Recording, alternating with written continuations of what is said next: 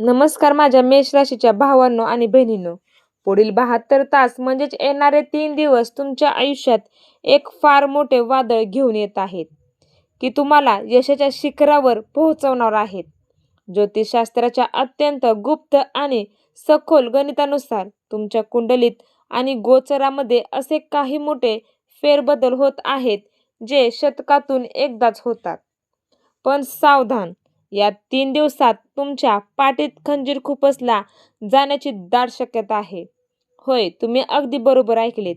तुमच्या अत्यंत जवळची, तुमच्या घरातील, नातेवाईकांमधील किंवा कामाच्या ठिकाणची एखादी स्त्री तुमच्या विरुद्ध फार मोठे कारस्थान रचत आहे का? तुमचे हसते खेळते आयुष्य उद्ध्वस्त करण्यासाठी तुमचे गुप्त शत्रू आता अंधारातून बाहेर पडणार आहेत का?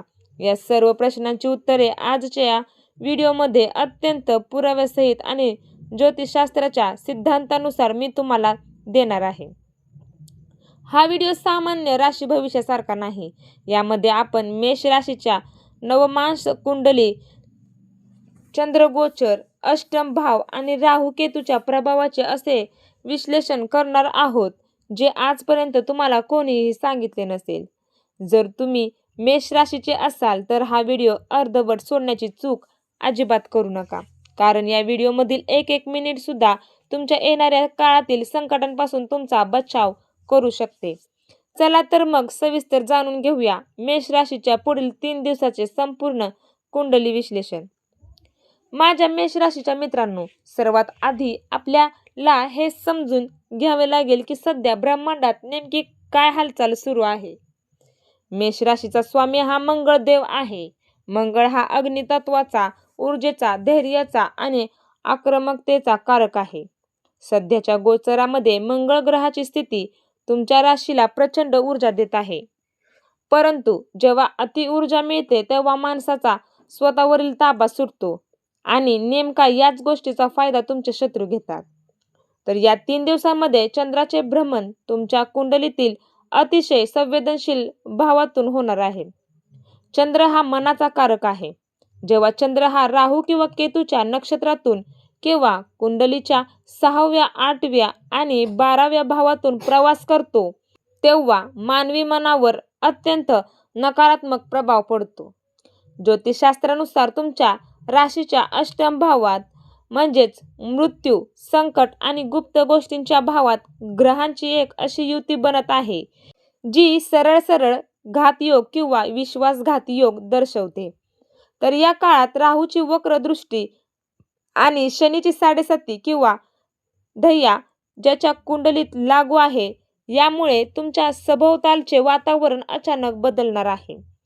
तुमचे ग्रह तुम्हाला यश देण्यास तयार आहेत, पण तुमच्याच कुंडलीतील षष्टम भाव म्हणजे शत्रुभाव अचानक सक्रिय झाला आहे. हा शत्रुभाव सक्रिय झाल्यामुळे काय घडणार आहे हे आपण आता जाणून घेणार आहोत. आता आपण त्या विषयाकडे वळत आहोत ज्याची भीती प्रत्येकाला असते, तो म्हणजे गुप्त शत्रू. उघडपणे अंगावर येणाऱ्या शत्रूला आपण तोंड देऊ शकतो, कारण तो समोर असतो, पण पाठीमागून वार करणाऱ्या शत्रूचे काय करायचे? मेष राशीच्या व्यक्ती अत्यंत प्रामाणिक, सरळ मनाच्या आणि कोणावरही पटकन विश्वास ठेवणारे असतात. तुम्ही कोणाचेही वाईट पाहत नाही, त्यामुळे तुम्हाला वाटते की जगही तुमच्यासाठी चांगलेच वागेल. पण हाच तुमचा सर्वात मोठा गैरसमज आहे. ज्योतिषशास्त्रानुसार या 3 दिवसात तुमचे गुप्त शत्रू प्रचंड सक्रिय होणार आहेत. हे शत्रू बाहेर कसे पडणार, ते ओळखायचे कसे? तर कामाच्या ठिकाणचे कसे ओळखायचे? तुम्ही गेल्या काही दिवसातच जी मेहनत केली होती, त्याचे श्रेय लाटण्यासाठी तुमच्या सोबत काम करणारा एखादा व्यक्ती कट रचत आहे. तो तुमच्या बॉसकडे किंवा वरिष्ठांकडे तुमच्याबद्दल खोट्या अफवा पसरवू शकतो. पुढील 72 तास तुमच्या व्यावसायिक गोष्टी कोणाशी शेअर करू नका. दुसरा, तो नातेवाईक आणि मित्रपरिवारात. असे काही लोक असतात जे तुमच्या समोर गोड बोलतात, तुमच्या सुखात हसतात, पण तुमच्या पाठीमागे तुमच्या अपयशाची प्रार्थना करतात. तर या 3 दिवसात तुमच्या समोर त्यांच्या तोंडातून अचानक असे काही शब्द निघतील, ज्यामुळे त्यांच्या मनात तुमच्याबद्दल असलेला द्वेष उघडावर येईल. तिसरा, सोशल मीडिया आणि आर्थिक व्यवहार. जर तुम्ही कोणाला पैसे उधार दिले असतील, तर तो व्यक्ती आता तोंड फिरवणार आहे किंवा तुमचे पैसे बुडवण्याचा प्रयत्न करणार आहे. ग्रहांची नक्षत्रीय स्थिती सांगते की मेष राशीच्या लोकांचा हा गुप्त शत्रू दुसरा कोणी नसून तुमच्या रोजच्या उठण्या बसण्यातीलच एक व्यक्ती आहे. तर या 3 दिवसात या व्यक्तीचा खरा चेहरा तुमच्या समोर येईल. जेव्हा तो चेहरा समोर येईल तेव्हा वाद घालण्याऐवजी स्वतःला शांत ठेवा, कारण ती शांतताच तुमचा सर्वात मोठा विजय असणार आहे. आता मी जे सांगणार आहे ते अत्यंत कान देऊन ऐका. ज्योतिषशास्त्रामध्ये शुक्र आणि चंद्र हे स्त्रीतत्वाचे प्रतिनिधित्व करतात. जेव्हा कुंडलीत राहू आणि केतूचा प्रभाव अष्टम किंवा द्वादश भावावर पडतो आणि त्यात मेष राशीच्या गोचराची जोड मिळते, तेव्हा स्त्रीघात योग निर्माण होतो. याचा अर्थ काय? तर मंडळी, याचा अर्थ असा नाही की प्रत्येक स्त्री वाईट आहे, परंतु या 3 दिवसाच्या कालावधीत मेष राशीच्या जातकांना एखाद्या स्त्रीकडून खूप मोठा मानसिक, आर्थिक किंवा सामाजिक धक्का बसण्याची शक्यता नाकारता येत नाही. तर ती स्त्री कोण असू शकते? पहिली शक्यता काय आहे? तर ती नात्यातील स्त्री, म्हणजेच तुमच्या कुटुंबातील किंवा जवळच्या नातेसंबंधातील एखादी स्त्री जी तुमच्या प्रगतीवर जळते, ती तुमच्या घरात क्लेश निर्माण करण्याचा, पती पत्नीमध्ये वाद लावण्याचा किंवा कुटुंबात फूट पाडण्याचा प्रयत्न करू शकते. दुसरी शक्यता आहे ती प्रेमातील किंवा मित्रांमधील स्त्री. जर तुम्ही एखाद्या स्त्रीवर आंधळा विश्वास ठेवून तुमचे गुप्त गुपिते, बँक डिटेल्स किंवा वैयक्तिक माहिती शेअर केली असेल, तर ती स्त्री या 3 दिवसात त्या माहितीचा गैरवापर करून तुम्हाला ब्लॅकमेल करू शकते किंवा समाजात तुमची बदनामी करू शकते. तिसरी शक्यता म्हणजेच कामाच्या ठिकाणीची स्त्री. व्यवसायात किंवा नोकरीत एखादी महिला सहकार्या तुमच्या विरोधात खोटा आळ आणू शकते, तुमच्या चारित्र्यावर शिंतोडे उडवण्याचा प्रयत्न करू शकते. तर तुम्हाला आता या वेळेस सावध कसे राहायचे आहे? तर मेष राशीच्या पुरुषांनी आणि स्त्रियांनीही, कारण स्त्रियांना दुसऱ्या स्त्रीकडून धोका असू शकतो. पुढील 3 दिवस कोणत्याही स्त्रीशी वाद घालणे टाळावे. कोणाच्याही वैयक्तिक आयुष्यात हस्तक्षेप करू नका. जर एखादी स्त्री तुम्हाला चिंतावणी देण्याचा प्रयत्न करत असेल, तर तिथून शांतपणे निघून जाणे शहाणपणाचे ठरेल. हा काळ केवळ सावध राहण्याचा नाही, तर आपल्या बुद्धीचा वापर करून ग्रहांचे संकट टाळण्याचा आहे.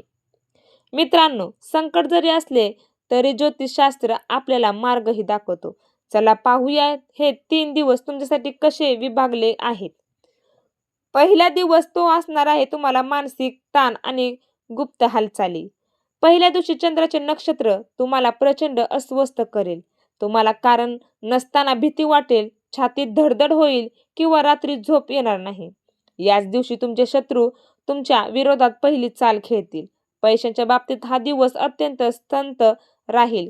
गुंतवणूक करणे पूर्णपणे टाळा. दिवस दुसरा, वादविवाद आणि खोट्या अफवा. हा दिवस सर्वात जास्त संवेदनशील असेल. या दिवशी तुमच्या कोणाशी तरी कडाक्याचा वाद होऊ शकतो. विशेषतः मी आधी सांगितल्याप्रमाणे एखाद्या स्त्रीशी किंवा ऑफिसमधील सहकाऱ्याशी तुमच्या बोलण्यावर ताबा ठेवा. राग हा मेष राशीचा सर्वात मोठा शत्रू आहे.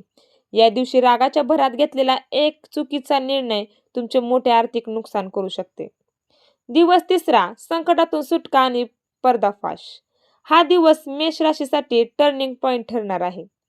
तिसऱ्या दिवशी दुपारी ग्रहाचे नक्षत्रीय परिवर्तन होईल.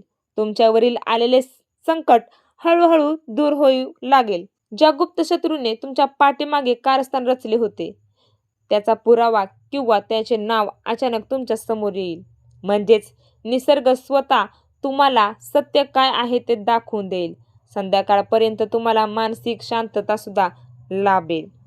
तर माझ्या मेष राशीच्या बांधवांनो, ग्रहांची नक्षत्रे कितीही क्रूर असली तरी आपल्या ऋषीमुनींनी त्यावर अत्यंत प्रभावी उपाय सांगितले आहेत. जर तुम्ही पुढील 3 दिवस हे उपाय केले तर कोणत्याही प्रकारचा स्त्रीघात, गुप्त शत्रू किंवा मोठे संकट तुमच्या केसभरही नुकसान करू शकणार नाही. पहिलं, हनुमान चालीसा आणि बजरंग बाण. मेष राशीचा रक्षक हनुमानजी आहेत. पुढील 3 दिवस रोज सकाळी आणि संध्याकाळी हनुमान चालीसेचे 3 वेळा पाठ करा. शक्य असल्यास बजरंग बाण वाचा. यामुळे सर्व नकारात्मक ऊर्जा आणि शत्रू नष्ट होतात. दुसरा, मंगळ ग्रहाचा मंत्र. रोज सकाळी आंघोळ केल्यावर ओम अंगारकाय नमः या मंत्राचा 108 वेळा जप करा. यामुळे तुमचा आत्मविश्वास वाढेल आणि रागावर नियंत्रण राहील. तिसरा, शत्रुनाशासाठी कापूर आणि लवंग उपाय. रात्री झोपण्यापूर्वी एका मातीच्या पात्रात किंवा चांदीच्या वाटीत 2 कापूर आणि 3 लवंगा जाळा. त्याचा धूर संपूर्ण घरात फिरवा. यामुळे घरातील नकारात्मकता आणि नजर दोष दूर होईल. चौथा, काळ्या कुत्र्याला भाकर चारा. या तिसऱ्या दिवसात काळ्या कुत्र्याला किंवा कोणत्याही मुक्या प्राण्याला अन्न द्या. यामुळे राहूकेतूचे अशुभ प्रभाव शांत होतात. तर मेष राशीच्या मित्रांनो, हे होते पुढील 3 दिवसाचे संपूर्ण आणि सखोल ज्योतिषशास्त्रीय विश्लेषण. लक्षात ठेवा, ग्रह आपल्याला केवळ इशारा देतात, पण आपले कर्म आणि आपली सतर्कता आपले नशीब बदलू शकते. घाबरून जाण्याची अजिबात गरज नाही. फक्त डोळे आणि कान उघडे ठेवून वागा. तुम्हाला हा व्हिडिओ कसा वाटला? तुमच्या आयुष्यात सध्या काय परिस्थिती सुरू आहे हे मला खाली कमेंट बॉक्समध्ये नक्की सांगा. जर तुम्हाला तुमच्या कुंडलीचे वैयक्तिक विश्लेषण करून द्यायचे असेल तर तुम्ही आमच्याशी बोलू शकता. हा व्हिडिओ तुमच्या मेष राशीच्या इतर मित्रांसोबत आणि कुटुंबासोबत शेअर करायला विसरू नका, जेणेकरून तेही या संकटापासून सावध राहू शकतील. चॅनलवर नवीन असाल तर आता सबस्क्राईब करा आणि ती बेल आयकॉन नक्की दाबा. लवकर भेटूया पुढील राशी भविष्यात. तोपर्यंत हनुमानजीच्या कृपेने तुम्ही सुरक्षित राहा, आनंदी राहा. जाता जाता कमेंट बॉक्समध्ये श्री स्वामी समर्थ लिहायला सुद्धा विसरू नका. धन्यवाद.